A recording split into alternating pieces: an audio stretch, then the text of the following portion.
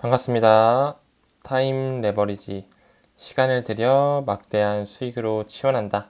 오늘의 컨텐츠 바로 시작해 보도록 하겠습니다. 현재 방송을 찍고 있는 현 시점 기준으로 비트코인 가격은 4천만 원이 넘어 있습니다. 굉장히 큰 상승이 왔었고 계속적으로 물량을 소화하면서 꾸준히 상승하고 있는 그런 기조를 보여주고 있습니다. 이더리움도 마찬가지로 250만 원 돌파해주면서 계속적으로 똑같이 물량 소화하고 계속 올라주고 있는 그런 스탠스 보여주고 있고요. 리플도 뭐 큰 상승은 아직까지는 없지만 소송에 대한 결말도 나오지 않았죠. 아직까지는. 하지만 뭐 큰 하락 없이 꾸준히 조금씩 올라주면서 투자자들의 어떤 기대와 하나의 관심을 더 끌고 있는 하나의 토큰으로 굉장히 눈여겨볼 만한 종목이죠. 비트코인 캐시가 굉장히 많이 오르고 있습니다. 연일 상승하면서 지금 그래프를 보더라도 계속적인 어떤 상승 패턴을 보여주고 있는데, 이 부분에 있어서 아무래도 EDXM의 영향이 좀 있지 않을까. 6월 20일에 출시가 정식적으로 되면서 비트코인, 그리고 이더리움, 라이트코인과 그리고 비트코인 캐시가 들어갔죠. 이 부분에 있어서 다시 한번 언급드리자면 EDXM, EDX 마켓에서는 기업 그리고 기관이 암호화폐를 거래할 수 있죠. 개인 투자 거래는 이뤄지지 않으며 그래픽 유저 인터페이스도 제공되지 않는다. 특히 이 SEC가 증권으로 규정하지 않은 코인들, 비트코인과 비트코인 캐시, 그다음에 라이트코인, 이더리움 이렇게 4개가 일단은 상장이 됐는데, 또 지켜봐야겠죠. 제도권 수용이 일어난 이후에 또 어떤 코인들이 추가로 재상장이 될지는 지켜봐야 되겠지만, 시가총액 10위, 20위권 안에 있는 코인들이 될 것이다 라고 예측을 하고 있는 중에 있습니다. 그렇게 라이트코인도 현재 반감기가 40일 정도 남았네요. 비트코인 반감기가 308일 정도 남았고 라이트코인 40일 정도 남았는데 $90를 돌파해 줬습니다. 계속적으로 비트코인 캐시와 더불어서 좋은 상승률 보여주면서 투자자의 기대감을 계속적으로 좀 불러일으키는 그런 모습이 보여지고 있습니다. 자, 뉴욕 증시가 긴축을 재확인했지만 대체로 강세, 나스닥이 거의 1% 오르면서 마감을 했거든요. 이 부분에 있어서 파월 연준에서 점도표를 2번 찍었죠. 올해 2번 정도의 인상 가능성이 있다라고 하면서 뭐 그래봤자 베이비 스텝 2번이겠죠. 이 부분을 우리가 미루어 놓고 봤을 때는 이제 투자자들이 굳이 그렇게까지 하나씩 금리 인상을 신경을 쓰지 않는다. 어느 정도 동결 스탠스로 받아들이고, 그렇기 때문에 지금 나스닥, 뉴욕 증시가 계속적으로 좀 오르고 있는 그런 추세이고, 이제 그 부분에 있어서 암호화폐로도 조금씩 훈풍이 불고 있는 그런 상황입니다. 사실 이 그 연준 파월이 말한 점도표, 뭐 앞으로의 금리 인상 2번 가능성을 저희도 똑같이 그렇게 바라봐야 된다고 생각을 합니다. 금리 인상을 저는 개인적으로 이제 못한다고 생각도 하지만, 뭐 정말 그 점도표 말대로 2번 정도 더 올릴 수도 있어요. 올릴 수도 있는데, 큰 그림에서 봤을 때는 이제 빅스텝이나 자이언트 스텝은 끝났단 말이에요. 그 부분에 있어서 뭐 베이비 스텝 2번 정도는 우리가 그냥 감안하고 넘어가는 거예요. 그렇기 때문에 뉴욕 증시가 계속적으로 오를 수 있는 또 하나의 발판이 되지 않았을까라고 좀 그렇게 해석을 할 수 있을 것 같습니다. 자, 그리고 요즘 계속적으로 이제 연준 파월 의장도 스테이블 코인에 대해서 우리가 떠안아야 된다. 그리고 증권이 아닌 화폐다라고 인정을 하면서 지금 계속적으로 스테이블 코인, 뭐 USDT라든지 USDC 이런 부분에 계속적으로 지금 유동성이 공급이 되고 있거든요. 그러면서 활발해진 시장 움직임이 반영이 되면서 이 부분이 이제 비트코인과 이더리움, 어떤 그런 메이저 코인들의 가격 상승으로 나타나고 있죠. 암호화폐 거래소로 유입되는 스테이블 코인의 공급량이 증가하고 있다며, 이는 비트코인과 이더의 가격 급등과 유사하며 향후 또 다른 급등을 내포한다라고 분석을 하고 있습니다. 역시나 스테이블 코인으로 어느 정도 자금이 유입이 된다면 이 부분의 유동성은 비트코인이나 이더리움 같은 그런 메이저 코인들로 전이될 확률이 높다라고 말씀을 드릴 수 있을 것 같아요. 이제 블룸버그 통신 하나 소식 가져왔는데요. 일본의 최대 은행이죠. 미쯔비시. 제3자 발행 스테이블 코인 출시 검토 중이다. 지금 각 나라에서 스테이블 코인 그리고 CBDC 계속적으로 발행의 문을 두드리면서 제도권 수용에 어떤 박차를 가하고 있다라고 말씀을 드릴 수 있어요. 그 이외에도 프랑스 중앙은행 총재 디지털 유로화 발행은 의무다. CBDC 공개를 지지한다라고 나오고 있고, 또 하나 넘어가서 브라질 중앙은행 마스터카드를 포함한 굉장히 기득권 세력이죠. 마스터카드를 포함한 CBDC 파일럿에 이 암호화폐 거래소 메르카도에 비트코인을 추가했다는 부분 계속적으로 언급이 되면서 규제 그리고 제도권 수용을 예고하고 있는 그런 기사가 나오고 있고요. 또 하나 이탈리아 은행 CBDC 파일럿 프로젝트 시작이라고 나오면서 역시나 이탈리아도 마찬가지로 CBDC 구현에 박차를 가하고 있다. 그리고 영란은행까지도 영국 중앙은행 디지털 파운드화 발행 공식 추진한다. 굉장히 최근 기사들로만 가지고 왔거든요.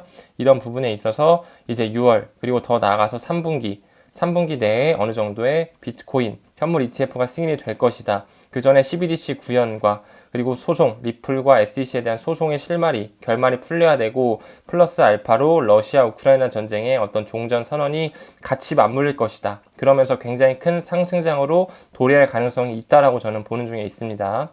한 가지 더 언급을 드리자면 국제통화기금 IMF에서 암호화폐 금지의 비효율성을 인정하고 이제는 CBDC 채택을 장려한다. 이제 암호화폐는 비효율적이지 않다라는 걸 인정한 거예요. 그러면서 CBDC 채택을 인정을 하고 있습니다. 어디서요? IMF에서요. 이런 부분으로 미루어 봤을 때 이제는 CBDC의 구현이 기득권층의 모든 세력에서 다 OK를 하고 있고 예스를 외치고 있기 때문에 곧 실현, 구현이 될 수밖에 없다라는 부분을 시사하는 바이겠죠. 하지만 SEC, 암호화폐 기업 내쫓고 전통금융 끌어와 결론적으로 리플 패소할 수도 있다라는 그런 가능성도 나오고 있거든요. 6월 21일 기사고 이런 미디어를 봤을 때 우리 투자자들 입장에서 리플을 또 별로 싫어하는 입장에서는 역시 리플 그럴 줄 알았다. 립도 속도 나올 줄 알았다. 라고 생각을 할 수 있겠죠. 하지만 저희는 이런 부분에 흔들리면 당연히 안 되겠죠. 같이 흔들리지 말자라고 말씀을 드리는 거고 왜 그러냐? 왜 우리가 이런 기사를 걸러야 된다라고 말씀을 드릴 수가 있냐면 리플이 정말 패소한다고 했을 때 싱가폴 금융의 허브죠. 글로벌 리더, 모니터리 어서리티, 통화 감독청으로부터 지불 라이센스를 획득할 수 있었을까요? 더 나아가서 바이낸스가 주요 거래소가 공세를 펼치면서 SEC 전투에서 리플의 합류를 굳이 왜 할까요? 이런 부분을 우리가 볼 수 있어야 되고 또 더 나아가서 현 연준의 부의장이자 전 리플의 어드바이저가 유럽 중앙은행 총재 크리스틴 라가르드를 왜 만났고 이 리플 커뮤니티가 왜 촉각의 곤두를 서 있는지 이런 부분을 우리가 미뤄볼 수 있어야 된다라고 좀 말씀을 드릴 수 있을 것 같아요. 추가적으로 조달러 CBDC 시장의 기본 레이어이자 중앙은행의 주요 파트너가 될 리플이라고 나오면서 다 최근 기사들만 가지고 왔습니다. 리플은 현재 국가 단위 몬테네그로, 중앙은행은 리플과 협력하여 통화 정책을 현대화하고 지불 보안을 강화하며 국경 간 효율성을 촉진하는 것을 목표로 CBDC를 출시한다. 이 CBDC 자체가 다 리플과 연관이 되어 있는데 모든 기득권 세력들이 다 CBDC를 발행하기 위해서 예스를 외치면서 권장하고 있는데 리플이 과연 패소를 할까요? 그렇게 우리는 좀 기사를 꺾어서 볼 줄 알아야 된다. 더 나아가 2023년 제도권 수용의 원년화라고 말씀을 드렸고 CBDC의 부상은 빠르게 가속화되어 중앙은행이 지원하는 디지털 통화가 중심이 되는 미래를 위한 길을 열어줍니다. 주니퍼 리서치 종합 보고서에 따르면 CBDC 글로벌 가치는 2030년까지 계속적으로 급증할 것으로 예상이 된다. 이 부분에서 리플이 관여가 될 수밖에 없다라고 분산 원장 기술 말씀을 드렸고 도매용 CBDC, 소매용 CBDC는 스텔라 재단이 맡을 거고요. 뿌리는 같다라고 말씀을 드렸습니다. 지금 이 현 상황에서 리플의 패소에 대해서 걱정하시고 굉장히 조마조마하시는 분들 많으시거든요. 그 부분에 대해서 좀 말씀을 드려보자면 분산 원장 기술, 이 DLT 기반으로 전 세계 주요 국가들의 CBDC가 모두 다 구현이 됩니다. 그 부분은 전 영상을 통해서 왜 이 분산 원장 기술을 써야 될 수밖에 없는지를 말씀을 드렸고 현재 각 나라의 중앙은행, 미국이라든지 영국, 프랑스, 이탈리아 이런 유럽 국가뿐만 아니라 싱가폴, 그리고 홍콩, 러시아 등등이 지금 CBDC 발행에 적극적으로 권장을 하면서 이제는 IMF, BIS마저도 CBDC의 구현을 인정해야 된다라고 말을 하고 있어요. 리플이 패소한다 했을 때 각 주요 나라의 중앙은행, CBDC의 실패작이 나올까요?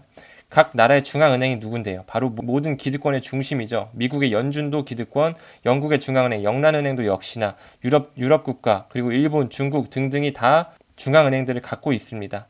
그 이외에 세상을 움직이는 세력이죠. 유대자본, 그 뿌리의 선택이 과연 잘못되었을까요? 유대자본을 쥐고 있는 그 블랙록과 같은 세력들, 그 판을 만드는 건 바로 그 세력들이 만드는데 과연 그게 실패로 끝날까요? 그들은 다수가 부자의 반열에 오르는 것을 원치 않아 하겠죠. 계속적으로 그런 리또속을 양산하면서 사람들이 떨어져 나가게끔 더 이상 얼씬도 못하게끔 만들어낼 거예요. 가장 중요한 건 리플에 대한 어떤 승소와 패소가 언제 나오냐 그것보다도 리플에 대한 비전 그리고 기술적 요소, 세력들과의 파트너십이 어떤 게 있고 비전을 바라볼 수 있는 내공, 이 공부가 수반되는 것이 더 중요하겠죠. 이런 부분에 있어서 여러분들께서 리플 패소에 대해 걱정하는 분들이 당연히 많을 수밖에 없고 그렇게 지금 세상이 흘러가고 있고 미디어가 만들고 있는데 흔들리시는 분들은 리플 투자를 그만두시는 게 차라리 나으세요. 그만두시고 2025년까지는 지그시 가져갈 분들만 웬만하면 좀 진득하게 미래를 보시는 분들만 투자하시는 게 바로 리플이다. 그 이외에 비트코인과 이더리움 웬만하면 투자를 병행하시는 걸 추천을 드리고 너무 또 리플에만 한정적으로 투자를 하면 마음적으로 힘들 수 있기 때문에 어느 정도의 포트폴리오를 분산하시면서 리플에 대한 공부를 꾸준히 수반하시면서 투자 장기적으로 이어가시는 걸 추천드리겠습니다. 그리고 이제 꽤 많은 댓글에서 리플이 이제 패소됐을 때 그럼 리플은 어떻게 되는 거냐? 그럼 업비트에서도 사라지냐? 뭐 그런 식으로 얘기가 많이 나오는데 이제 그거는 거래소의 선택이죠. 지금 뭐 마찬가지로 라이트코인을 예로만 들어도 바이낸스에는 상장이 돼서 거래가 활발히 이루어지지만 업비트라든지 그런 국내 daksa 거래소에는 없잖아요. 그런 부분에서 혹여나 리플이 패소가 돼서 업비트에서 상장이 폐지되면 어떻게 되냐 이런 말씀 하시는 분들이 있는데 상장이 폐지가 된다 한들 그 코인이 없어지는 건 아니에요. 없어지는 건 아니고 상장만 안 돼서 거래가 안 되는 것 뿐이지 그렇기 때문에 그 리플 코인을 업비트에서 팔 수는 없겠죠. 그러면 그 업비트에서 어디론가 뭐 바이낸스 같은 그런 해외 거래소, 리플이 상장되어 있는 거래소로 옮겨가지고 거기서 매도하실 분들은 매도하시고 가지고 계시면서 또 매집하실 분들은 매집하시는 그림이 나오겠죠. 하지만 개인적으로 리플 패소가 일어난다? 저는 개인적으로 쉽진 않다라고 보고요. 시간을 더 끌 수 있을지언정 리플이 패소가 나올 명분이 없다라고 좀 말씀을 드릴 수 있을 것 같습니다. 영상을 찍을 때 처음보다 마지막에 오니까 또 다시 비트코인 캐시가 엄청나게 오르고 있네요. 그 외에 라이트코인도 90달러였는데 93달러까지 오르면서 계속적으로 상승을 보여주고 있습니다. 이런 부분에 있어서 라이트코인의 반감기 이슈가 맞물려 있을 거고 또한 제도권 수용이 맞물리면서 또 한해 코인 시장에 큰 상승장이 오리라고 기대가 되는 그런 시기입니다. 암호화폐 상승장은 정말 여러분들이 상상하는 그 이상으로 오를 때는 정말 확실하게 오르거든요. 그럴 때 우리는 이런 시기를 대비하면서 모아갈 수 있는 멘탈, 그런 멘탈을 키우기 위해 공부를 해야 된다라고 말씀을 드릴 수 있을 것 같아요. 오늘 리플에 대해서 얘기를 했지만 여러분들이 투자하시는 그 포트폴리오에 대해서 항상 공부를 수반하시고 미래를 보시고 투자를 길게 타임 레버리지 하시는 것을 권장드리겠습니다. 우리 모두 성투하시는 구독자분들 되시길 바라겠고요. 모두 건강 유의하시길 바라겠습니다. 성투합시다. 감사합니다.